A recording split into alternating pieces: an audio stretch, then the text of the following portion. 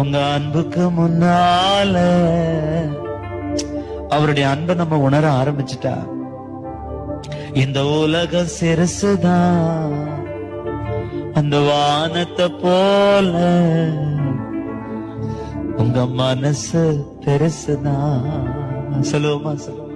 உங்க அன்புக்கு முன்னால இந்த உலகம் சிறுசுதான், வானத்தை போல உங்க மனசு பெருசுதான்.